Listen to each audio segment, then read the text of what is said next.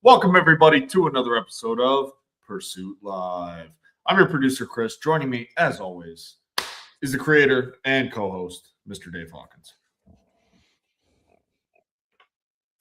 What's up, killers? What's going on? Happy Friday night. Thanks, Dave, even with the delay for dramatic effect. But this episode is brought to you by Killshot Coffee Company. Head over to killshotcoffeeco.com. Use code PL15 to save 15% on your order. Joining us tonight, a man that really needs no introduction, but, you know, we're going to do it anyway. The owner of Timber Life Outdoors, Mr. Brian Melvin. Brian, thanks for stopping by again. Glad to be back, guys. So, if you don't know who Brian is, well, then you probably have your head in the sand and should probably, I don't know, open up Instagram or basically any outdoor media webpage, period. But I guess, you know, I just want to start by saying, Brian, you know, thanks for coming back. And, you know, we're kind of looking forward to talking to you again. Glad to be back, guys. Anytime spending time with you guys, I'm having fun. All right. So I guess we'll kick it right off. And you know, if you want, Brian, just kind of tell everybody, you know, who you are and you know what you're getting into here. Sure. Well, Chris was extremely generous in that statement right there. I'm nobody. I'm having fun trying to do some stuff, but Jersey born and bred here, and having some fun running around in the outdoors with some friends. Got into the filming game a couple years back now. Dumped a bunch of silly money into some fun cameras, and just trying to get as much stuff on camera as possible. Just a bunch of regular guys and gals that are, you know, 9-to-5s and families and stuff, and still start trying to carve some time out in the woods. Anything that Jersey's got, we're chasing. We're doing a little bit of out of state here and there, probably do a little bit more, but most of our stuff is Jersey based. And there's more in Jersey than a lot of people know. So if you get a chance, check it out. Timber Life Outdoors on pretty much every platform there is. All right. So I do have a question actually right off the bat, if I can interrupt, Mr. Chris, if you don't mind. Listen. Timber Life Outdoors, like I know you've been very proactive with everything between you know, document and everything, but is it still just yourself? How many guys or men or women under Timber Life Outdoors do you have currently? So there's probably 5 or 6 that I would say is the core guys that I'm constantly either waterfowl hunting with, bear hunting with, deer hunting with. I'm predominantly doing all of the filming at this point, which I am hoping that changes. And all my guys that are listening to this, I hope that changes. And we're doing some training and stuff like that. We were actually out this morning and we were striper fishing, and my best friend got behind the camera and laid down some footage and stuff. And he's learning. So nice. So it's, you know, we're growing a little bit. We're trying to get a couple more of the wives and girlfriends and friends that are females out in the woods and getting them in front of the camera as well. Cause you know, we love sharing it with everybody, and everyone's got some kids that are coming up. So the team will be growing for sure. And it's not about just my friends. If there's people that want to get involved, that truly want to get involved, I get a lot of people. Again, I'm nobody, right? Let's start to say that. But I have people that reach out to me and that want to get involved, and it's amazing. But more times than not, it's kind of, hey, we'd love to go hunting your spots. Not, hey, let me film for you for a year, and you know, and then maybe we can get into something. So that's kind of the gist of most people that have reached out to me. There's a couple that are not that way, and hopefully we're going to bring them onto the team soon. But right now it's about 5 or 6 that are the core. All right. Well, I guess what type of like vetting process? I mean, I don't know of a better word. What was that? Oh, go ahead, Dave. Go ahead. I was going to say, Brian. I mean, I kind of want to. I was going. you say vetting process? Is Let's that go. what we're talking about? Vetting process? Yes, if somebody outside the friend group wanted to come in. Okay, yeah. So it's just a matter of really get to know everybody, get to know that person, and of course, Jersey's not a very big hunting state in regards to the rest of, like, let's say, the Midwest, and properties are harder to come by. So spots are harder to come by. So the biggest thing is trust, of course. That, and they're willing to grind. I mean, I'm just going to say bear season and waterfowl season are probably the two biggest grinds. You guys know what we do in regards to bears. And there's a core, like 3 or 4 of us that are in that are running bait every day, not every day, going through 10 to 15,000 pounds of bait, and we're chasing bears all over the place. And everyone's scouting starting pretty much now, trying to find bears, pattern them, figure out what's going on. Now, bears are going to be moving like crazy, but guys are running cameras all year. Waterfowl's the same. It's only 60 days long. We're chasing every day. Somebody's out scouting, someone's keeping it on the birds. To get into that groove, that's not for everybody. So that's kind of the vetting process. If you're willing to do that, and it's all about value. Like, I got to make sure I bring value to the team too. As long as someone can bring some value and we can trust them, which is the hardest thing, because one person breaks a little bit of trust and you lose 5 spots, and they're hard to find. So that's kind of the cornerstone, is the trust. So the question shouldn't be, hey, I want to come film for you for a year, and then maybe I'll join the team. It should be, hey, let me come carry bait buckets for a season. And that would help. That would be great. Yeah. I mean, yeah, the bear thing is a whole nother, literally a whole nother animal. Until you've done it, people just don't realize it. They just don't. But yes. For anybody watching, if you don't know, I mean, check out our episode with Brian where we talk about bear hunting, and you'll learn all about it. So, am I lagging? No, I think Dave is. As usual, okay. Dave is having technical difficulties. Okay. It wouldn't be a show without Dave having issues. So, okay, got it. Good deal. Well, I do. I kind of want to, I just want to dive right into this, and I guess before we kind of get into the specifics about turkey hunting or how you're getting ready for your season, I want to start talking a little bit more about filming, because I know on the last episode, you were really getting into the filming, and it was kind of becoming a bigger thing for you. So I want to look at how that's progressed since we last talked. Yeah, absolutely. So last time we talked was back in 24, really, was on, right? Yeah, I believe so. Yeah. 24. So yeah, a lot's changed since then. Let's talk gear wise first, because that's kind of the first thing people always want to talk about, but which is probably the last thing we should talk about. But I'm just going to talk about gear has progressed, spent a lot of stupid money, but it definitely makes a big difference when you're dumping the money into quality glass and quality bodies of cameras and what kind of cameras you're running. I'm not going to spend a ton of time here talking tech, but once you get into the mirrorless game, everything kind of changes. Getting away from the camcorder style, you get way better low light. You get a lot more clarity in some of the higher end cameras, and it just gives you a huge advantage to creativity wise. But it's a lot harder to run, and it's really hard to run when you're self filming. That's why the camcorders are great for self filming, but it's a give and take. They're easy to run, but you lose some attributes or some traits that really are beautiful in the mirrorless. That's the much as I'm going to go into tech. We could do a whole show on tech that I'm still learning, right? I'm still very much learning. But the big thing was the knowledge of how to use those cameras and how to produce in the field, which again, I'm still learning. I was able to get hooked up with Tom Petrie and Film the Hunt, which is an incredible school that he runs out in Ohio.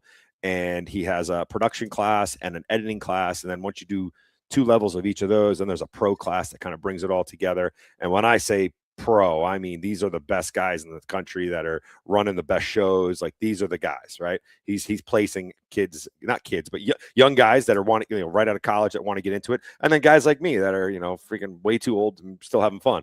But it's definitely an incredible resource, because the in-person classes are really, really special. You got a group of guys that are in the industry. They can walk you through everything they've been through. They teach you the gear first and foremost, of course. They teach you how to produce a show or a sequence of events that you make it a storytelling that really is smooth and makes the want to attract to the viewer.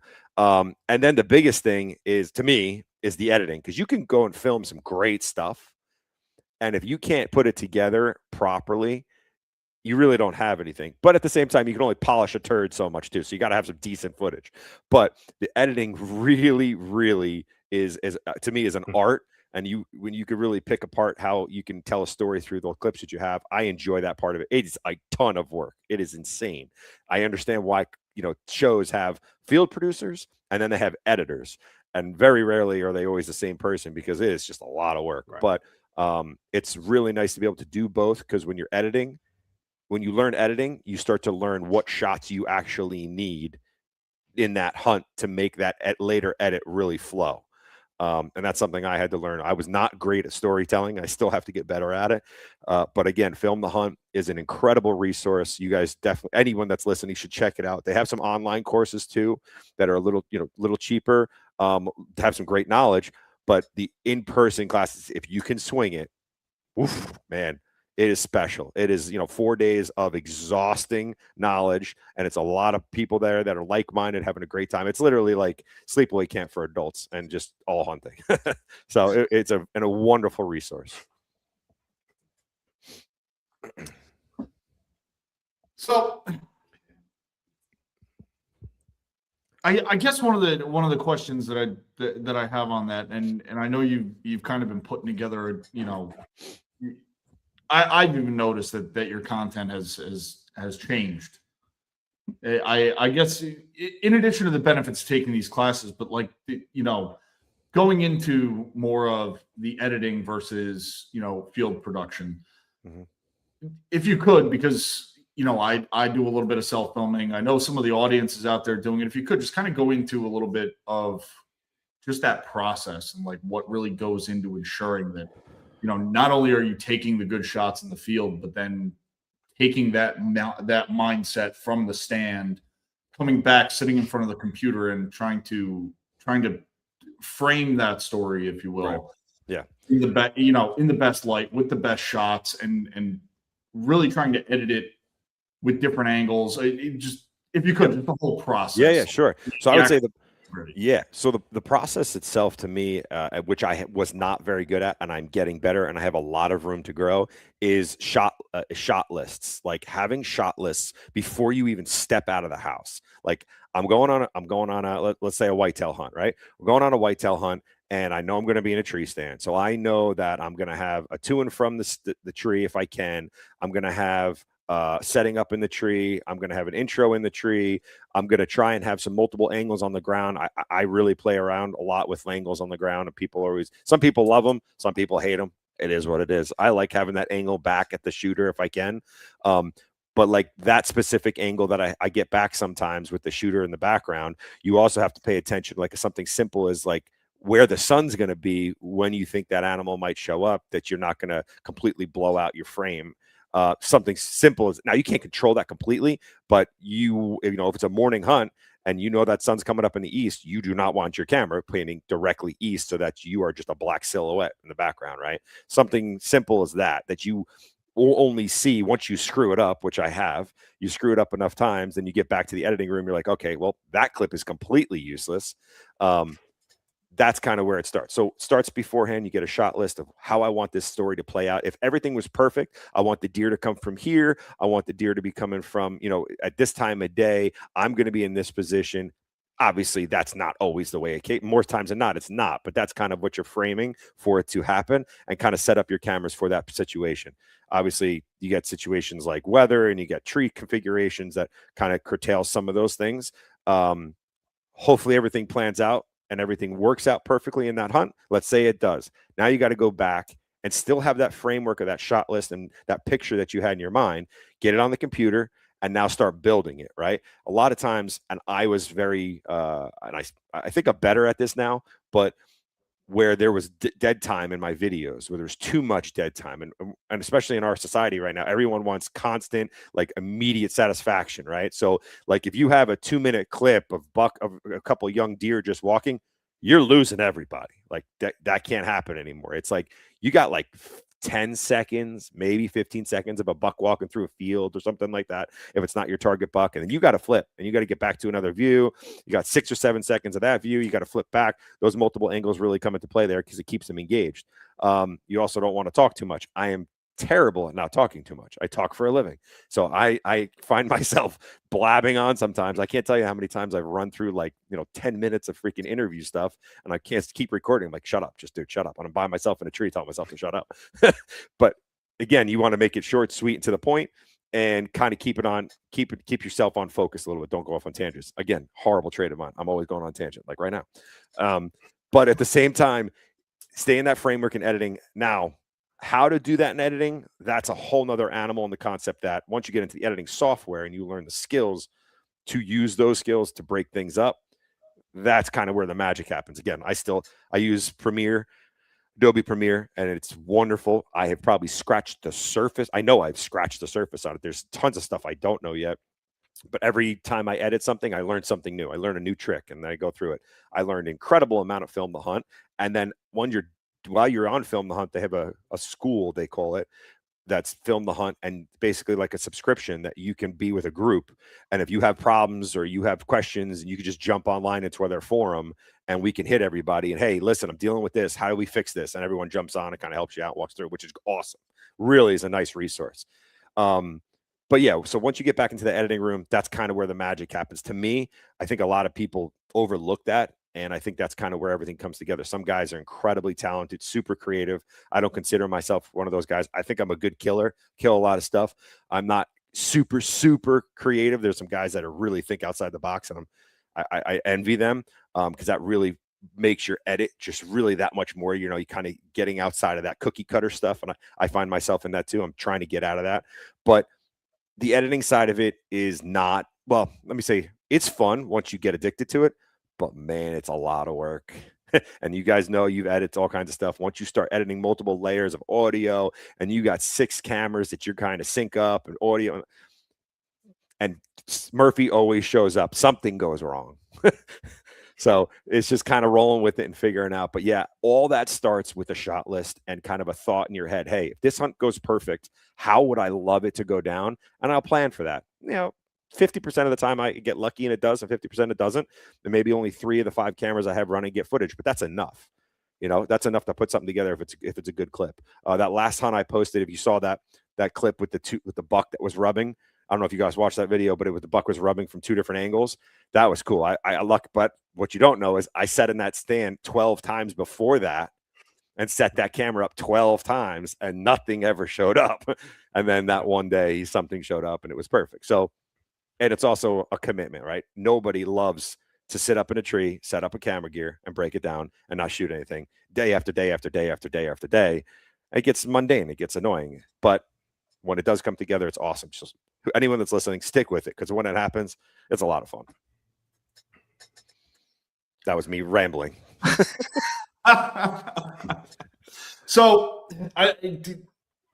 another thing I want to talk about is where you were talking about that persistence and getting out there. And you may be out there a dozen times. You may be out there 25, 30 times, right, and nothing's happening. But then getting ready to get that perfect shot when it does come together. Just, I guess my question would be like messaging about that persistence, because we've all been there. We've all been out, you're chasing a specific buck, or even if you're just having a rough season, then you're just not seeing anything. You're just kind of going out there day after day and kind of putting the boots on the ground, just waiting for that moment to happen. Like what kind of is like that drive to make? I wish I could say a magic pill here to do that and it'll give somebody, but I don't think there is. I think it's kind of you either have it or you don't. The filming side of it is a different animal. I know a lot of guys that can go sit in a tree day after day after day and hunt, right? There's that. And then there's the whole other side of it. There's someone that's willing to take camera gear and maybe even sacrifice a hunt to get good footage, which is something that comes up all the time. I got my buddies that are, my best friends, and we're out. And every time I'm the guy, they call me a pack mule because I show up in a giant pack, all the camera gear. They're like, oh, here comes Melvin again. He needs a trailer. And it's like, but then all of a sudden, we have a great hunt and I'm able to put it together and show them what we did. And they're like, oh, that was kind of cool. Yeah, that was fun. And I'm like, all right, guys, well, that's why I'm doing this. So, and they're getting better. But the persistence of bringing the camera gear in and out is just something, is a kind of decision you just have to make. It gets easier once you're a little bit more successful and you can kind of, see that success building. In the beginning, you're going to screw up. I don't care who you are. I don't care how you go spend $100,000 on the best cameras in the world. You are going to screw up. Like, just be prepared. You're going to set things wrong. You're going to put them in the wrong situations. You're not going to move them correctly. Just know it's going to happen and learn from it. But the persistence kind of just comes from a passion of wanting to do it. I got addicted to the camera. I love to kill. I love to get out there and hunt. Don't get me wrong. But I really am priority number one on footage now. Like, I don't really mind not shooting anything as long as I can lay down good footage on someone else. I'm happy. I'm really happy. And that's just kind of a mindset. Everyone that's at that class that spends the money and the time to take off and go to that class is in the same game. They really want the footage. So that's kind of where the persistence and the commitment comes from. You got to have that mindset.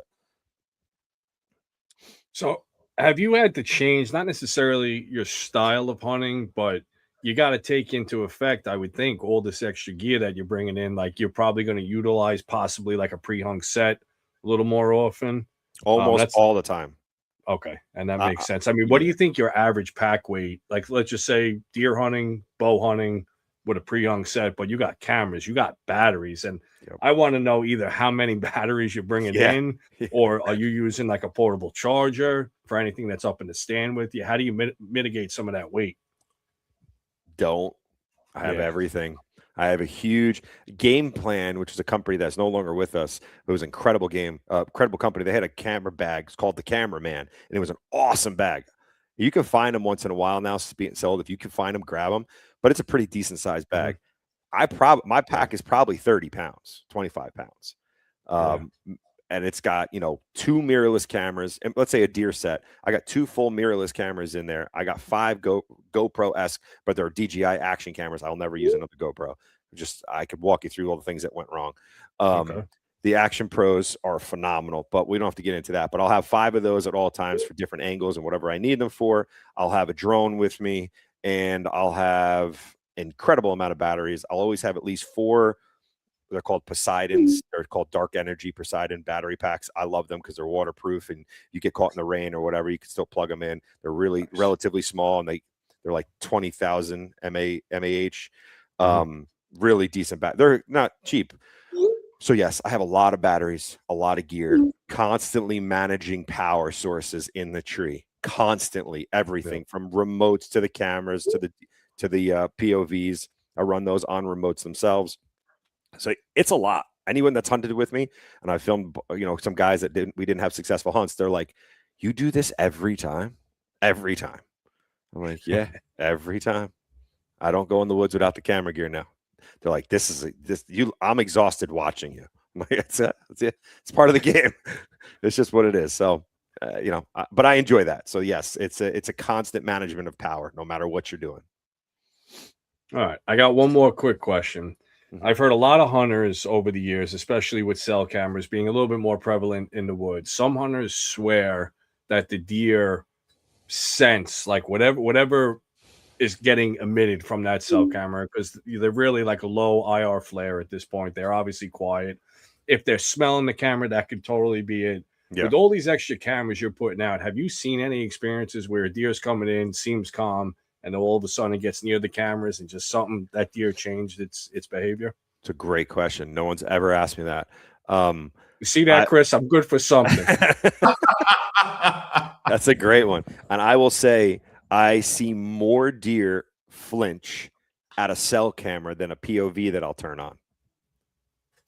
I very rarely have I've seen them get, a lot of guys will ask me, like, again, I get a lot of ground angles that are back. They're like, "That's going to spook the deer." I'm like, okay, but it hasn't. It just hasn't. It hasn't happened yet. I mean, I don't put it like in the middle of where they're walking. I try to offset it next to a tree or a bush or a twig or something that's already there. And more times than not, I mean, they might look at it and then they really ignore it. I try to keep my stuff as much scent free as possible. Turkeys, same thing. I always have that one angle that's back right on the decoys. That's like I always have that angle back. Yep. Everyone's like, "Doesn't that spook your birds?" No, it hasn't yet. I mean, if it starts spooking them, I won't use it. But no, but cell cameras, man, I definitely have seen some deer notice cell cameras. So I agree with you on that one, 100%. Cool. I earned my paycheck this week, Chris. I'm still waiting for it. Well, there you go. Now that's the answer. I'm done dumping all of my cell cameras. I'm going back to SD card. Yep. That's it. You know what? It's interesting talking about that real quick is bears with the cell cameras. Mm-hmm. They pick them out faster than anything. What do you Man, think it is? What do you think's different between a bear and a deer? I mean, there's a lot of things. The bears, as far as like the camera interaction. I don't know. I mean, the bears love the cameras in regards to chew toys in general, but I don't know what that is. I have no idea because they just crunch them and leave them like, assholes. It drives me nuts. But the cell cameras, they I put them up and you just see a picture, one picture of the bear walking and the next thing he's just staring up at him like, what the and I had 30 deer walk underneath that one that was 15 high and they didn't pay attention. And all of a sudden that bear picked that one out. I have no idea what it is, but they seem to really know what's up. Definitely know what's up. Yep. For sure. Yeah, I can have to reach out to Moultrie and see what they think about that. Love to hear it. Love to hear it. Where do we want to go next? Turkey talk? That's it. That's what we're here to do is talk turkey. Let's do it. All right. Well, I haven't turkey hunted yet, and I leave for a month hiatus for work on Monday pretty much. So my turkey season is kaput. So I'll let you guys have at it. All right. Well, I mean, my turkey season isn't really going to pan out too much this year because halfway through I'm heading back to the Dark Continent. So I guess we'll leave it with you, Brian, because it seems like you're the only one that's going to be out there whacking birds. Is anybody chasing a turkey? Anybody? Well, I mean, I'll be honest with you. I've killed a lot of birds. I shouldn't say that. I've killed plenty of birds. I am not going to sit here and pretend like I am some phenomenal turkey hunter. I am better at other versions of hunting. I'm that guy that knows what he knows, and I know what I don't know. There are guys way better at turkey hunting than me. We have some guys in Jersey that are absolute killers. Like my one buddy, Anthony Verga. I don't know if you know him. He's part of Real Tree Spring Thunder. He's right here in Sussex County, and he is an absolute animal. He travels the whole country freaking chasing turkeys. Kyle McCullough is another one. He's in Sussex County. He's an absolute turkey maniac, right? So those guys are incredible. So I definitely do not ever want to say I am on their level with turkeys. I am not saying that first. Just want to make sure. But I've killed a bunch of birds. I got a bunch of fun stuff. I got a lot of footage of birds. It's a good time. But I am getting my ass handed to me this season. If I didn't have bad luck, I wouldn't have any luck. From coyotes to hens taking birds. So this past week, I got set up on two gorgeous birds, which I think are two of the birds that I roosted tonight, the same area. And they hit the ground. They were like at 120 yards. They're coming in, gobbling, just slamming the whole way in. I'm watching. I had a service road that was about 40 yards behind me. At 6 o'clock, who shows up? The power company sets up 20 yards, like 40 yards behind me. And he starts using the truck and they just turn and go. I'm like, dude, I needed 10 minutes. 10 minutes. It was over. So I pissed off the turkey gods somehow. I don't know how. I'm working on getting back in their good graces. Hopefully tomorrow morning I have a reprieve from the birds that I put on the limb tonight. But yeah, man, I mean, turkeys in Jersey,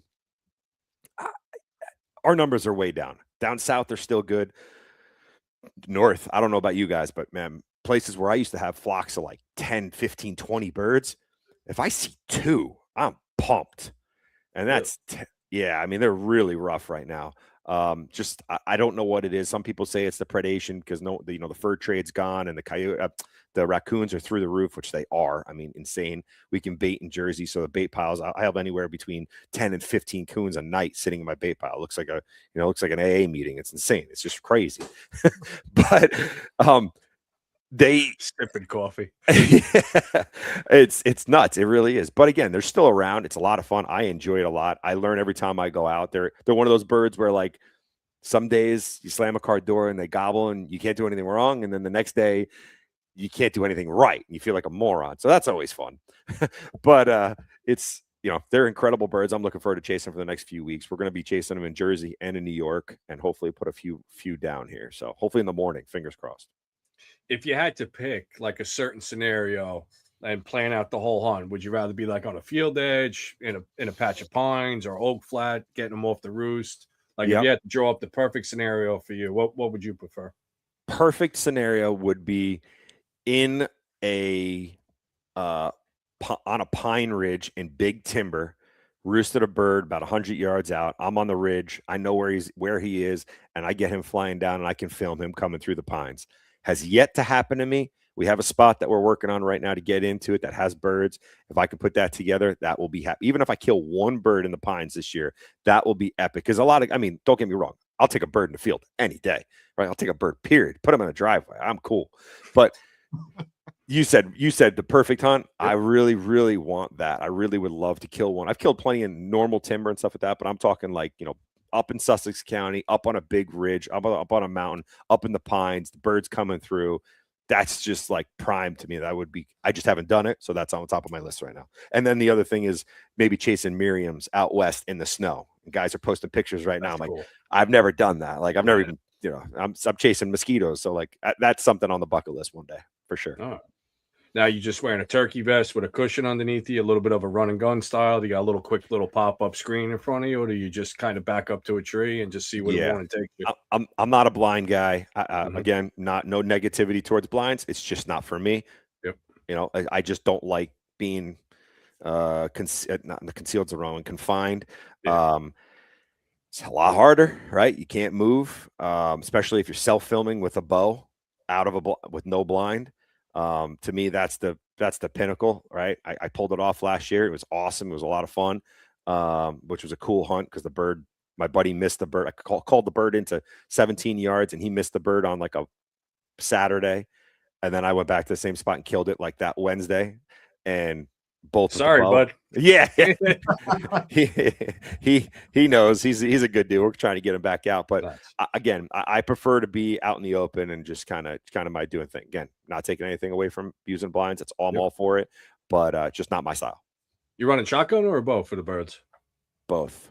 Okay. I would say tomorrow morning where I'm going to be running a shotgun. And then once that's done, I'll probably be running a bow for the rest of the season. I tried these birds specifically last week or earlier in this week when I roosted them with that truck came through, I was using a bow.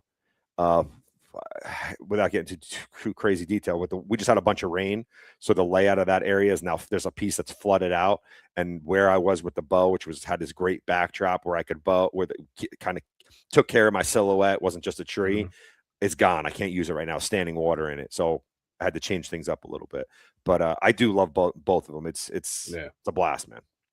Can you fight the urge like with that natural like bow hunter instinct to stay put, like when you got the shotgun, and can you fight that urge? Like, all right, they're not here. Let's go find them. Well, let's go see if we can spark them up a little bit with calling. Or is that hard for you? You always like, should I sit? Should I get up and go? I think it's a double-edged sword for everybody. I mean, it's kind of reading the situation. On Friday of last week, we had a bird that literally flew down. We could see him on the limb. He flew down. He was at 90 yards right inside the timber. We were on a piece of water, and we were on the edge of the water. And there was probably 60 yards between us and the timber edge. He was another 30 yards into the timber. For 45 minutes, he would not move. He just walked back and forth 20 yards and just gobbled for 45 minutes. I stopped calling to him. He went quiet. I was like, all right, we're going to sit here for a little while. We sat there for another 35 minutes, didn't make a peep. I made one yelp. Boom, he hammers off. He's in the exact same spot. He hasn't moved a single step. I'm like, you got to be kidding me. We couldn't get closer because we knew we were going to get blown out because there was only 30 yards of cover between us and him in that situation. But if we had more cover, we probably would have made a move. So again, it depends on the situation, but I'm all for moving if it makes sense. It makes the camera situation a little hard because you got to reset up and how you're going to make things move and all that stuff. But you kind of, when I first roost a bird, I got multiple angles going, all kinds of stuff and decoys. If we're going to go light, then I'll probably just leave that setup unless if I can leave it and we're going to go, hammer out 100 yards, 200 yards away and try and make a move. I'll leave some cameras and then I'll just take, one POV and my main camera or something like that, or have one on my chest and kind of do something light, but it changes the whole dynamic. I got one last thing, and then I'll let producer Chris get back in the mix. We don't talk about it a lot, but what's the breakdown on your shotgun setup? What shotgun, what type of choke you're running, what type of load you're running? Yep. So I got a 20 and a 12 870, both identical. Nice. Built them out myself, bought the whatever they are, the Super Magnums. Bazooka rounds, nice. Yeah. Put the Sure Shock stock on them and have the Hawk scopes on them, the Hawk turkey scopes, which are awesome. You don't need a scope, right? Let me say that because someone might post on here, they're using a scope. No, you don't need a scope. Do I like it? Yeah, I like it. And loads, I'm shooting the Boss TSS loads. Boss is a big waterfowl company that also does turkey, right? Mhm. I shoot them a lot for waterfowl. They have some awesome turkey loads, really, really great. I've tried all of them. There's some other great ones out there, of course. These shoot phenomenal. I mean, my 12 gauge with that load is easily killing a bird out to 60. I don't want to kill a bird at 60 yards. I want to kill him at 20, but it will definitely do it. It also depends on you know. I personally don't pick a choke that will kill a bird at 60 because you're shooting a baseball at 20, right? So yeah, exactly. and I had my gun to somebody that's kind of jacked up a little bit. They'll easily miss at, you know, if the bird's at 15 yards, you're literally shooting a baseball. If they're off by 3 or 4 inches, it's over. I think you got him with the wadding on that one, Ryan. Yeah, right.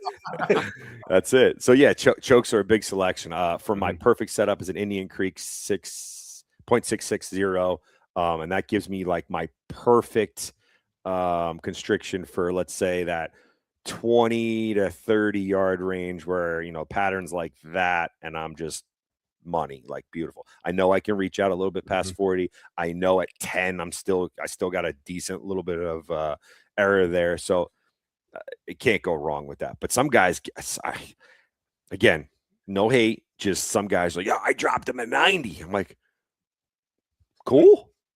I mean, that's cool. Great. It's just not what I'm looking to do, but awesome. If you want to build a gun for that, that's cool too. But yeah, you know, the TSS kind of, you know, obviously changed the game. I'm probably the 500 millionth person to say that. Aren't they having problems with the tungsten? Oh, big time. They're the one. Well, let's back up a second. Bismuth, because what Boss was based on bismuth is dead, right?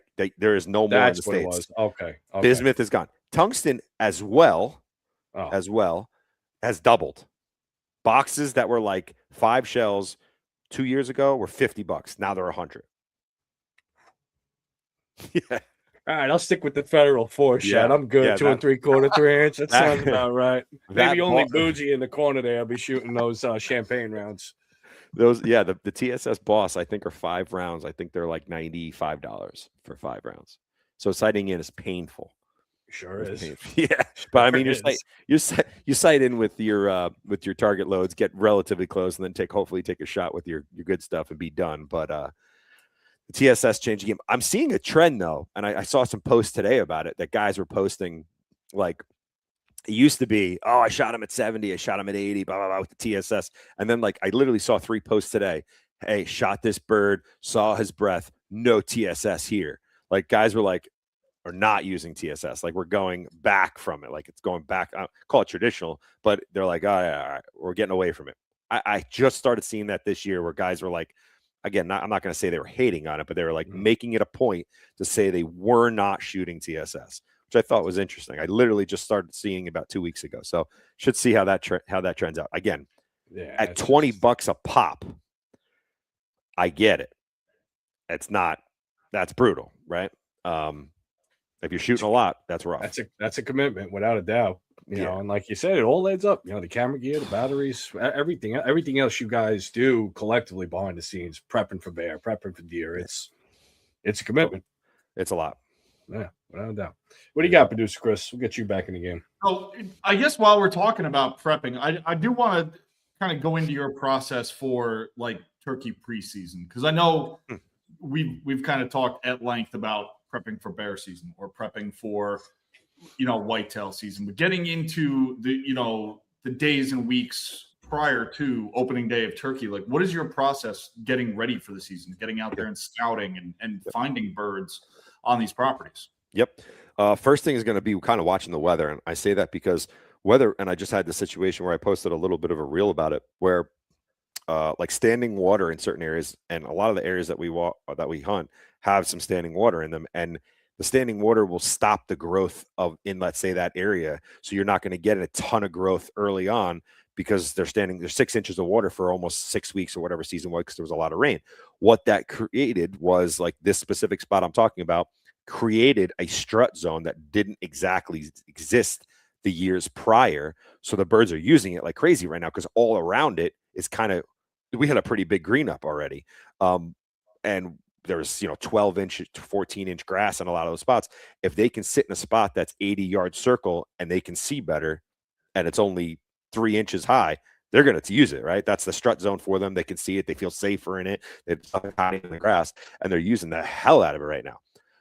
Sounds great on paper. I haven't killed anything in it yet. Hopefully that changes. But yeah, watching that weather really predicts where those birds are going to change from. The other thing is getting out and see where the birds are. You're going to find birds are going to use the same roost areas year after year for whatever those reasons are, like big bucks, like certain bedding areas. I will go out and hit all those properties and be like, hey, all right, I got sign. I'll sit a couple nights, see if I can roost them. Probably the week or two before the season, I'll go out in the morning and make sure the birds are roosting in those areas. I won't get tight to those roosts, but I'll just say, okay, I'm hearing birds here. I'm hearing birds here. Unless something drastically changes, they should be in that area. Once I have that area, I got 3 birds over here. Okay, now I'll move to the next piece. I'll do that for a couple of days. All right, we got some birds over here. Now those birds can move, but for the most part, they generally stick around for a couple weeks unless something pushes them out, predators or people. They'll kind of stick around in that general spot. But similar to deer, just checking the sign and getting out and make sure that you're seeing the right stuff. But again, the weather I find really affects, again, the spots that we're doing have a lot of water in them and maybe are against some pieces of water that when they flood out, it changes the dynamic drastically. And that is something we have to pay attention to a lot more than probably a lot of people that are just hunting farms, like, ag farms or whatever. You don't have to really pay attention to that too much. But that is a big part for what we do. So it's really just watching the sign, checking your weather, and seeing how it's dictating the use of that property, and making sure those birds are sticking there for the month before the season. Which a lot of guys, I'm sure, do that. I know guys like I was talking about Kyle. We were setting up a youth hunt, and unfortunately, we weren't able to bag a bird. But he was out. Him and the gentleman that had his son that was coming, they were out for like a week and a half before, almost every night, putting the birds to bed, making sure they were staying there. So that's the commitment part of it. And that's also the side of, all right, birds are here. We're going to keep our eyes on them. We're going to make sure they stay there, make sure nothing changes. So that's the big things that make sure you're successful if you can. Stack everything in your favor. Are you able to gather any intel during your deer hunting season? Like, I feel like the deers and the turkeys, they actually work together, whether it's a food source or they're just a matter of staying alert or alerting each other. Yeah. So if you're up at a stand and you're constantly seeing a flock of turkeys, obviously from the fall to the spring, everything changes. But does that kind of narrow the picture down when you start your spring scout and at least give you an idea? Yeah, it's another good question. I had that's number 2, Chris. Double time, maybe. So I had a new piece this past year for deer, and I didn't know that there was turkeys using it. So I got in it.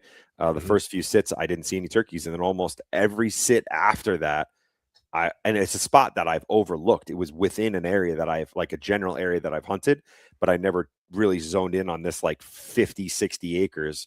And I'm like, oh man, these birds are using this piece like a lot. I'm seeing them on my camera, like they're in here. And yeah, we focused it on this year. So 100%, that's call it a cheat code for the deer season. They start using it. They don't always necessarily correspond with the fall and the spring, because you could get turkey. How many times have you seen a ton of turkeys in a spot come the fall? You're like, nothing's here. So that happens too, right? But it definitely goes on the list. Hey, there was a flock here in November. I'm coming back. I'm going to take a look for the spring. Worth a shot. It goes on the list. So cuts down that 50 acres to maybe 5 to 10 acres at least. Gives you a chance a little bit better. Yeah. I got a funny question here. We talk about roosting a lot. To somebody that's ever heard, seen, or been around a turkey that went up in a roost or came out of the roost. What? I have to explain that to somebody. Oh, okay. What that debacle is, because it is far from graceful. I've explained it as basically a helicopter getting shot out of the sky from like 50 feet up. It's true, man. It is actually, tonight was one of those situations where I had three longbeards coming into a field, and 2 of them went up actually pretty graceful. Call them the fighter jets, if you will. And that third one, man, he was having a rough night. That was the Russian drone. The Ukrainians got clipped a little bit. It came in a little hot. He hit like 3 limbs going up and flapping around. I'm like, oh man, buddy. He got settled in finally. He jumped up to another limb because when he landed, his tail was up. I'm like, oh, buddy, you just had a rough day. He might have been at that retirement party we were talking about before. But it was it was rough to say the Yeah. least. But yeah, that and then in the morning sometimes they come down and they're crashing down, they're flying down. Now in the field edge is one thing. In the timber, man, sometimes I've seen them come through. I'm like, Loud. whoa, like, oh, there's no not hearing them. And then you hear a lot of times if you've never seen it, they gobble kind of their cadence kind of picks up right before they fly down, right? And then and the hens, they'll do a fly down cackle, which is just like an obnoxious noise that you can hear that. So yeah, there's so I said it. That's right. What? I said it. So they like you said, they definitely make themselves known when they come down. There's no doubt about that. Absolutely no doubt about it. I think it helps us out a lot, but yeah, unless you've seen it, it's interesting to watch. Exactly. I swear I was in my climber, all just sitting here. I'm good. It's getting dark. Like, all right, nice. I was just about to stand up for the last hour light or whatever, or half hour. And I'm like, man, he's coming right. Fucker roosted like right above me. And I'm just like, well, we'll see what happens. I ain't going nowhere. I'm like 25 feet up. I'm just like, it's gonna hurt if he flies into me. But it's deceiving. And to top that off, they can run quite quick on the ground. I've unfortunately dusted some feathers off a couple trying to chase them to get a second shot, and I'm gone right up the hill, gone. And I'm just like, well, that's embarrassing. That thing just kicked my ass. But for a stocky little bird, they can move on the ground pretty good. They can, man. I know. And some people are like, "Oh, you're chasing a bird that has a brain the size of a pea." I'm like, "Well, I guess mine's the size of a piece of rice because they kick my ass." But it's got eyes like a freaking osprey or whatever. I mean, it's just incredible. They are. Yeah. I say it all the time. If they could smell, man, we probably wouldn't have a shot. You ain't getting them. We wouldn't have a shot. No. But yeah, no, it's a pretty. And a lot of guys, I don't understand this. I was talking to somebody about turkey hunting last weekend, and I was like, "Oh yeah, I'm going to roost the bird." He's like, "We don't roost birds." I'm like, "Why?" Right. He's like, "Nah, we just go out in the morning and make it happen." I'm like, "All right, that's great, awesome." I was like, "Are you looking at me are you trying to tell me that roosting a bird is not like the right way to hunt them?" He's like, "Wow, it's just cheating." I'm like, "Oh, that's a new one. I haven't heard that one yet." But and we talked about it a little bit. He's like, "It's just too easy." I'm like, "Well, I don't necessarily agree with you." I was like, "I kind of like roosting a bird, building a plan, watching them fly down. If I can get that on footage, people seem to love that. Fly down to the field, they work. I mean, that whole storyline is beautiful, I think." But I was the first time that I actually got introduced to somebody that thought about it in a negative way, and then a couple other people mentioned it. And I was like, "It's a new thing to me." Have you guys heard that? Has anyone ever? I don't turkey hunt a lot. It was more just out of tradition. We go up like opening weekend up to our property upstate. But I mean, to me, it was my grandfather, my dad always told me that's your best chance. You get them on the ground before they get henned up. We can only hunt till noon in New York, anyways. That's your best chance. So why not? I'm with you. I'm with you 100%. So shit. Unless that guy's got fans from wall to wall, floor to ceiling. I don't know. We'll have to talk to that guy. Yeah. Was it Chris? Listen, I bet you that guy's out there roosting them, though. I've never once heard somebody say, that's cheating. No, that's how it's done. Part of it. It caught me off guard, man. It really did. I thought he was joking. I laughed at first. He didn't. Right. And I was just like, all right, well. That's kind of awkward quick. Yeah. Man. Do you do any owl hoots or anything like that? Do you get into that? I like have owl calls or crow calls. I use them all. And again, I don't cover enough ground outside of Jersey to speak in context to say other species react better or areas in Jersey. For some reason, when I go down to like zone 20, which I hunt down south sometimes, those birds react insanely well to crow calls or owl calls. Up here in zone 7 and zone 10, where I hunt sometimes, or most times, they almost never respond. Almost never. Like tonight, I knew where I was. I could not use a call because if I called, they wouldn't gobble on the roost. So I kept my mouth shut until about 8:05, and I knew I had to run back here. But 8:05 has kind of been the special moment for the normal roosting time. And boom, I watched them fly up too. But boom, they just hammered back. I got some footage of it, fantastic. And then I ran back here. But I knew if I had crow called to them, they wouldn't say a word. I don't know what that is. Maybe I couldn't call it predation or maybe pressure. But down south, man, they answer freaking like every time. It's obnoxious. So yeah, I feel like it's like the snort wheeze. Like you'll get a deer that'll come, you'll get a buck Right. come running into a snort Right. wheeze, or you'll get 10 other, you'll get 1 out of 10 to come in, 9 out of 10 are like, I've heard that variation like 10 other times in November. I'm out of here. The last one Yes. shot me in the ass. I'm Yeah. out. Yeah, Yeah. you're 100% right. You're exactly They've right. probably heard every variation, horrible sounding crow Yep. calls, owl hoots. You know, Yep. it's like ducks. Ducks know when Yep. the hunters are out there. They're like, nope, gonna go fly over the softball field. See you later, buddy. It's so true. You're right. That it's definitely that variation of pressure, and that they Right. get schooled on it and they get educated quickly. So yeah, I will use them if the situation prevails. Up here, almost really, I don't use them too much. I try to just be in the woods when they're roosting, kind of get tight to them where I know they're going to try and want to be, and then just trying to pin them down if I can, get close when they're doing it themselves.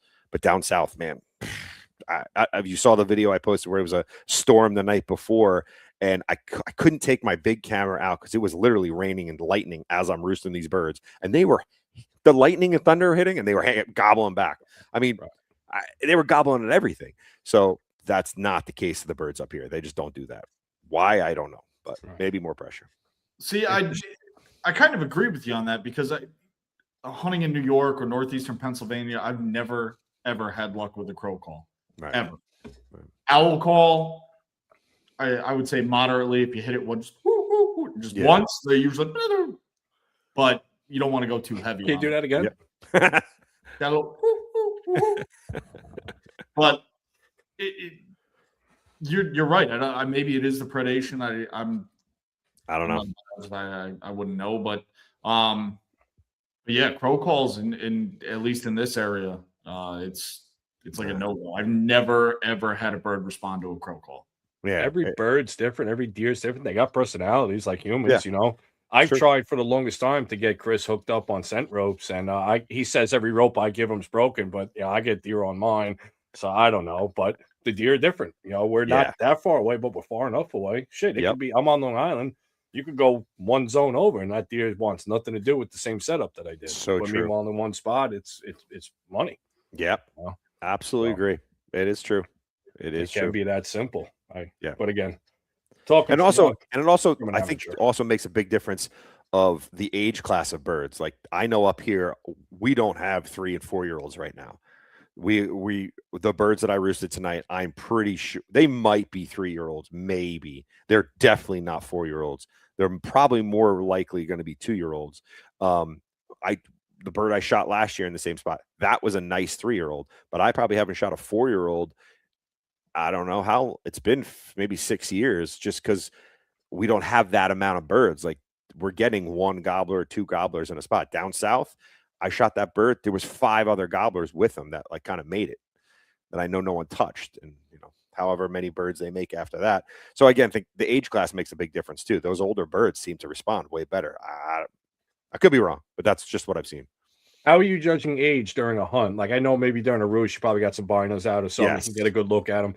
But in the moment, they start shooting, they're starting to fan up. Are you looking at fan size? Are you looking for a beard? Are you looking at the actual just overall body size? All of the above. Yeah, I mean, beards don't always tell you the truth, right? So I have a bird right now that was on one of my cameras that is a full strutter, perfect fan, big bird, 0 beard, no beard. And I'm like, what the hell is that? He's actually roosted with those 2 other birds that have they're probably 9-inch or 10-inch beards. They're good birds, really good birds, but he has no beard and they follow him. He is I know he's the boss. He was a lead bird when that truck came in last week, and he was dictating everything they were doing, but he's got no beard. I've heard of beard rot. I've never actually seen it. So I'm thinking that maybe is. So hey, I will shoot him tomorrow because I think he's a mature bird. If he comes in, it'll be interesting to see. I'd love to learn something new. Interesting. I've never heard. Would that be similar to like a buck? They get to like that 6-7, they actually start going on the downslope a little bit. His body's great. I can't tell you what his spurs look like, but and I can send you guys a picture after this. You will see like the crease in his breast, like he's good sized bird, and there is just nothing there, nothing. And the other birds have some ropes, and it looks great. And but I don't know. I have heard of beard rot. I have never seen it. It's definitely a thing. I don't know what causes it, so I couldn't give you any information on that. But hopefully we shoot them, and I'll let you know tomorrow. There you go. We haven't Maybe- talked about scratching. 1 second, Chris. I got one more. I'll let you get in. We haven't talked about scratching. You're turkey scouting. You know, obviously for deer hunting, we're looking for rubs, scrapes. You know, scrapes will tell you more of a story. Turkey scratches. What to you defines a good turkey scratch area? Obviously, it's going to be a larger area. Well, even I'll let you go into that. I mean, scratch and then normally spread out over a long stretch. It's not just one area. I think it depends on the location. Like if I'm going to be up north in Sussex, I think I'm going to be looking for like benches that are going to be between ridges that I think they'll come down and they'll like that. They'll run that bench down as long as it's not super rocky or really dry. I feel like they're looking for the little bit moist soil that they can get in for whatever insects they're eating or whatever they're looking for are going to stay in that moist soil. So you find a nice long run on a bench and it's tore up. I mean, that's prime to me. Where again, another like the spot I was at tonight, I almost don't see any scratching because there's the how do I say this? The ground is so wet in this area. It's a swampy spot. The birds love it. But if I relied on scratching there, I probably wouldn't even think there was a bird there because you almost can't see the scratching because they can pick around the grasses. You know those plants that are, I don't know what they're called. I call them the cousin it plants. They're like the balls with the grass that comes out the top. I don't know what they're called, but they're always. I don't know what website you were on before this, but I'll have to figure that one out. I'll ask chat later very carefully. But I always find the birds. I've seen the birds up so many times standing on these plants, on these balls, and they're down eating into the dirt. Different areas doing different things, but in that area, there's not a lot of scratching at all, really not. And there's birds there. I know there's been birds there for 6 weeks right now, and I really haven't seen much scratching, and they're there every day. But yes, if I can find a flat or a ridge or a bench that has a ton of scratching, I'm putting a camera up early season, see what kind of traffic I got, and love seeing scratching. Okay. Go ahead, producer Chris. What do you got, buddy? All right, so I have a separate question. I'm going to take us in a different direction real quick, and this could be a polarizing topic for some people, but you know, archery hunting a bird. What's your broadhead choice? Okay. Well, I'd have to say, what are we doing? Are we head shooting or are we body shooting? You tell me. Oh, okay. So, I mean, I shot one last year. That episode that was with that beast broadhead. Oh my God, I'm not going to remember what it's called. It's not the guillotine. That was like one of the original ones. I forget what it's called, but it's the beast turkey, big 4-inch broadhead. And we've all seen the slow-mo videos. Yep. Draws a lot of attention. And I would have, man, this is where I had an oops, where I didn't learn properly. My camera, I was recording in 120, which allows you guys probably know if you record in 120, it allows you to slow your footage down for those incredible those slow-mos. But when you record in 120, it does two things. It takes up an incredible amount of storage. It also heats your camera up tremendously. My camera, because I was self-filming, he came off the roost. I hit record right away. He decided to take almost 15 minutes to come in. When he got about 3 minutes or 2 minutes from me, with time frame, not distance, I could see him. He was at 60 yards. My camera's flashed, overheat. I'm like, you gotta be kidding me. So the main camera goes down. I had all the other shots, but I didn't have that slow-mo, me smoking that bird. Anyway, rant over. I enjoy that broadhead very much. I think it's really cool, and it flies incredibly well, surprisingly, for having such an incredible profile. They give you the arrow that comes with it. Really cool system. I also enjoy shooting body shots. I'm not, that's fine too. If I'm shooting a body shot, I know now I'm teamed up with Rage. I've shot their two blade. I haven't shot their new one, the 3-blade, in a turkey yet. Hopefully that will happen here shortly. But I've shot their tripan, and I've shot the hypodermic, both in turkeys, both devastating. Birds didn't go anywhere, right? So it's kind of like, wake up and see what kind of spicy sauce you're feeling that day and see what you want to do. I think they're both great options. The headshots, it's sexy, it's fun, everyone loves it. I think a lot of people miss and they don't talk about it.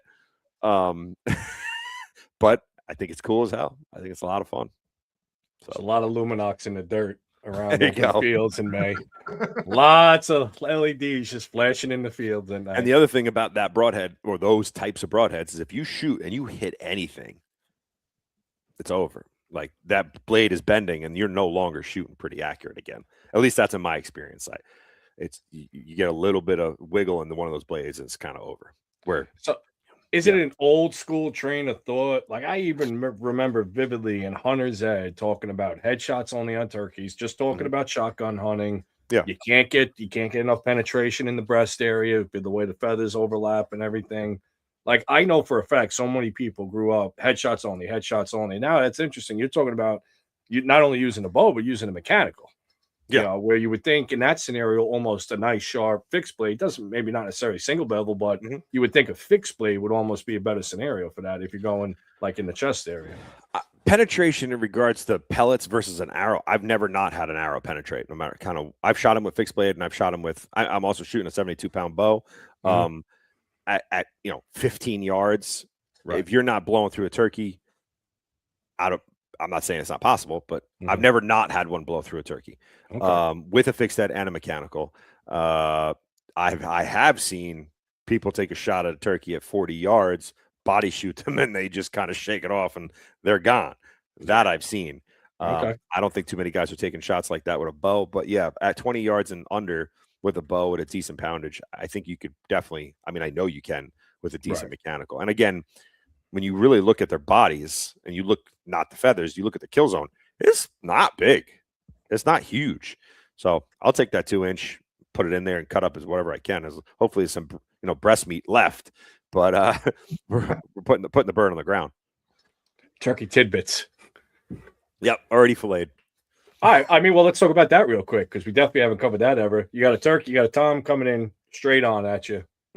Straight away shot, let's say 15 to 20 yards. What is your actual aim point? Where? Right at the beard. Right above that beard. That point, man, that's your point. Put it right through that. That bird's toast. If you're not head shooting, if you're body shooting. If you're head shooting, you're head shooting.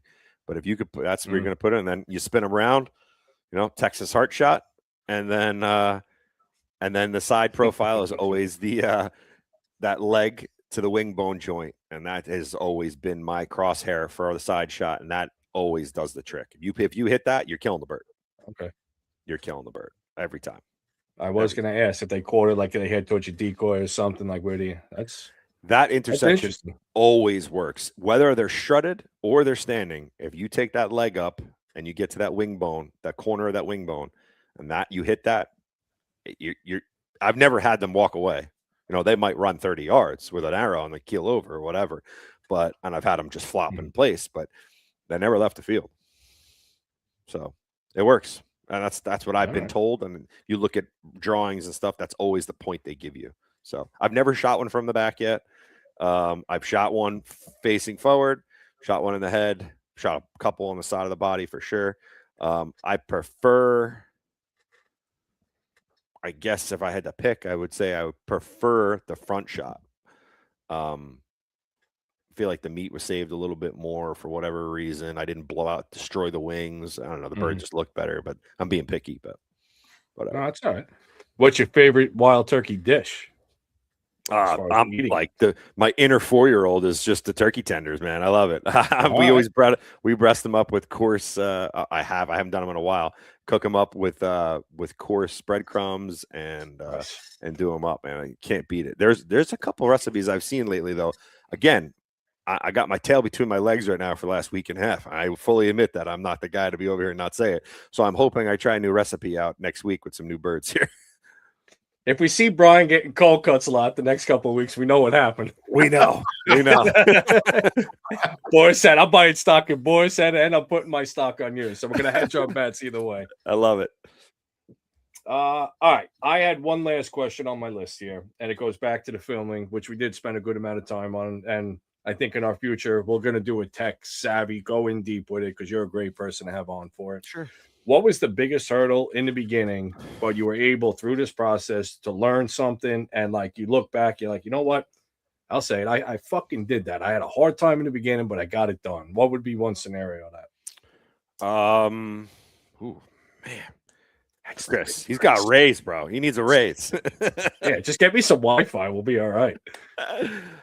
The hardest thing to overcome, I guess it would be that flipping that switch of that persistent, which doesn't have to deal with gear or the filming itself, but if you sit for half a season chasing a deer and you're pulling gear in at 4:30 in the morning and you have to get in a half an hour earlier and set up all your camera gear in the dark and nothing comes in and you don't see anything, and that happens for 3 weeks straight, and blah, blah, blah, blah, it really gets easy to go. You're leaving the house and you look at your bow and you look at your pack and you go, I'm just taking the bow today.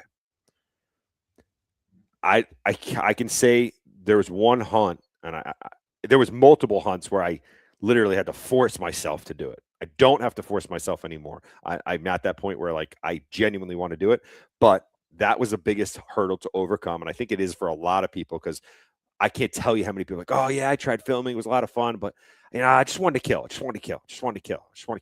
Awesome, that's amazing, good for you. The other thing, they turn around and be like, yeah, but setting up, taking down, setting up, taking. I'm like, I know, I get it, I'm with you. But when it does come together, I shot a good buck 2 years ago called Shredder, that I nicknamed him Shredder, and that hunt came together for me incredibly. Where I was getting kind of beat up, where a lot of guys were chasing that deer. I'd set up on him a couple times. I didn't see him. I knew he was there. I was like, hey, you know what? I set up on him that day. I was like, I know, I'm going. I said, I'm going. Set up all the camera gear the way I wanted it. Really took my time, and it laid out. And that literally just flipped my switch. I was like, never again am I doubting this. Never again am I not doing this. Every time I'm filming, I can go home and clean my cards and do all that stuff, but I'm always filming. I'm always bringing in anything. And yes, it took a little bit of time to get there, and it's not easy, and it's a grind. And anyone that says any different is just fucking lying, man, because it is not always fun.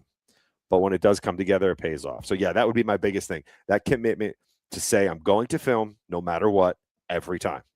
That is the hardest thing part of it. Laying down the footage, once you get the skills, it's not hard, right? Especially if you run cameras and auto, which that's a whole nother conversation. But that's not hard. There's some skills that you have to learn. Getting yourself in the tree, or getting yourself in the blind, or getting yourself anywhere with the camera gear every single time, that is the trick. That is the hard part. That is the consistency that most people will not do. I bet. And I give you a lot of credit for doing it, because without a doubt, it's hard enough just to hear that alarm going off at 3:00 in the morning. Now you got to pack everything up, worry about the cameras. Is it raining? What cameras am I going to protect? Or, do you have any issues? Obviously, with the quality of cameras and gear you're buying, they're probably water resistant. Do you have any true waterproof, like actual, like the POVs are waterproof, yeah, but the mirrorless, the big ones, none of them are really waterproof. They call them sealed, like they're weather sealed, but you can't leave them out in a downpour. I don't know if you guys, I put up a clip. He's going to kill me, but there's a clip of reel that I put on that my buddy Eddie shot that diamond bear, right? It was early in this season. It was a bear that we spent a lot of time, or he spent an incredible amount of time. I helped him a little bit, and we planned to film and this, that, and it didn't work out the way we wanted it to. He ended up getting out of the tree, and then the bear came in, and he ended up shooting it from the ground, and yada, yada. There's a whole story there. I wanted to kill him because I stayed in the tree in the pouring rain with the camera gear, trying to keep $25,000 worth of camera gear from not breaking. But yeah, that is a game that you have to play with the proper protection. And then, like rain covers, making sure they're not filling up with water, making sure your batteries don't go toast from the cold temperatures. That is a whole juggling act that happens when weather gets involved. That is not fun, but it is just part of the game. So who had that epic slow-mo shot in the rain? Was it Ranella? They were literally spot stalking. It was either a mule deer or a whitetail, and the footage, like, oh no, that was Seek One. Was it Seek One? Like, yeah, they told the story, and he was just out there for hours. His camera guy's just changing batteries. You could and see the deer bedded, right? And he stands up and shoots. You just see the fletchings cut through the rain. Yeah. The deer does like a 30-yard loop and it dies right in front of him. I was like, that's fucking epic. But everything that goes on behind the scenes, man, you can only imagine. That was cool. It was amazing. I know if he's sitting there for 2-3 hours, he's got. So here's the situation, right? Like, in using a mirrorless camera on a regular battery, which I know with the cameras they were using, you're only going to get about an hour's worth of recording off of it. So you have to swap that battery, unless constant feed, right? Constant, yeah. If you're just constant, but if the camera's turned off, obviously you're not running any juice. If it's in standby, it's using a little bit. But if you got 3 hours and that deer can stand up at any time. That camera's on the whole time. He might not be recording the whole time, but it's on. So he's draining a battery. He definitely had to change that battery 2 or 3 times. So that means he had to be lucky enough that he had 2 batteries in his pocket. He had to have enough storage in there, and he had to keep the cameras dry and keep the lens from fogging up and keeping it clean. Nobody thinks of that. Did incredible. And change the batteries without getting busted. Exactly. Or dropping it or something. Most people were like, "Oh, cool shot." Next clip, dude. That was epic. Is there a product like an anti-fog product, like a wipe or something? Like I'm sure they got it for hunting scopes at this point, right? Yeah, there is, and a lot of once you get in again, we could do it on the tech talk, but there is some stuff that you can put on. That same thing for scopes and like binoculars that you can put on there. Nothing's really totally perfect. The one thing that really helps, and I learned this the hard way, like most lessons, is not in the rain. If there's fog, is a hand warmer. Yep. You put a hand warmer on the lens hood, and just put put a rubber band around it, and it heats up the lens just enough that it just eats the freaking the fog, no problem on the lens. You're good to go. A lot of the guys where it came from. I had to put my handheld camera in a unique spot to get rid of the fog on my lens one time. I'll put it that way. But it worked. It worked very quick. We'll call it body heat. A lot of body heat. There was. I had some thermals radiating. There we go. There we go. But it worked. It worked. You had to rinse the camera off. I understand the story. Yeah. No, I had a feeling it was gonna be, but that's a reality. You get that temperature swing in the morning. Early like late October, early November. Yep. It rains a little bit. Now that temperature's rising, man. Boom. Anything. Your phone and your binos, even the Swaros that Mr. Fuji uses. Did they honestly fog ever or no, Chris? No, come on, man. They better not. They got a little guy in there. There's a little European guy in there with a little squeeze constantly. Just constantly cleaning them. That's great. But yeah, that so I always have it in my pack. It's a great tip, tip that really works. The guy that taught me about it was as a star guy. They use them. So a lot of the star guys that do those crazy time lapses and stuff, they have electric oh God, what do they call them? Like a wire trace that goes around their lenses that are, on battery packs. He's like, but the cheap version is just put 2 hand warmers on it. It does the same thing. And I was like, that's so simple. Right. I was sitting in that. Anyway. Yeah. Have them. Right. Yeah, totally. That morning when it was fogging up, I was like, freaking going nuts every 10 seconds. And I'm looking up, waiting for deer. I'm moving too much. Like squirrels are screaming at me because I'm jumping, like doing jumping jacks in the tree. Yeah. So definitely could get away from that by using that little trick. There's a lot of those little things that you learn after you screw up enough, right? All right. Well, I think for your 3rd episode, this is episode number 2 for you. I think a tech talk, whatever you want to call it, camera talk. I think we dive into the weeds. Yeah, and you're gonna run that show because I know nothing about that shit. Yeah, I got my little camcorder off Amazon for like $150, and it's perfect. It's like this big. It's perfect. Yeah. We could talk. Like I said, I'm still learning by any means. I don't want to pretend like I'm some pro by not any stretch. I know a lot more now than I did 2 years ago when we first spoke, and I love to help anybody out. It shows. It's fun following along now. You really appreciate it, man. Put the commitment in. You put the commitment into the gear, but you're putting the time in just to elevate everything that you do and represent with Timber Life Outdoors. So it shows. Great job. Thanks, guys. Producer Chris, what do you got, buddy? Well, I mean, I think we covered just about everything, and I don't want to give up too much more with the, getting into cameras, and we'll save it for next time. But sure. I do want to ask one question. It's a simple question. Your preference, headshots or body shots? If you can only pick one. Headshot. Headshot? All right. Yeah. There you go. Yeah. That's the answer. If I could only do one, it would be a headshot. It's just a little cooler and save some meat. I think there's really no negative to it. If you miss, you miss. Right. Usually you're not going to you're not going to wound them. So it's better all around to me. All right. There you go. That's the answer. What time you got the alarm clock set for tomorrow? I'll be up at 3 because I got a little bit of a hike in. I got to pack the gear. I got everything charging now that I took out tonight to roost. So I got to put that together before we put the kids. Actually, the kids are asleep now, probably. Hopefully she put them down. But yeah, 3 o'clock. I'll put you to sleep. Yeah. Yeah, 3 o'clock. Yeah. Hopefully you'll see a picture in the morning. Good. What's the weather for tomorrow morning? Looks good. Yeah. It looks good. It'll be a little chilly, but not bad. It should be perfect. Yeah. So we'll see. Awesome. Any fog or no? It's just going to warm up and be clear. Man, now that we said it, guaranteed I'm gonna have 4 freaking hand warmers on the lens. But That's kind of where I was getting at. If it's cool in the morning, it warms up quick. Yep. yeah, All right. I don't Don't know. forget Let's the see what hand happens. warmers then. Yeah, man, got it. Awesome. Thank you so much for joining us. We appreciate it. Great. Have a great hunt tomorrow morning, and we're here for you as you need us. Always. Thanks for having me, guys. As always, it was a pleasure. Always a good time. If you could, Brian, just one more time, tell everybody where they can find your content. Yeah. Timber Life Outdoors on Instagram. It's Timber_Life_Outdoors. Facebook, it's Timber Life Outdoors. And on YouTube, it's also Timber_Life_Outdoors. And if you guys have any questions or anything you want to see, shoot me a message. I'm always answering. Love to have you. Awesome. There you go. So, Dave, thank you. Brian, again, thank you for coming on.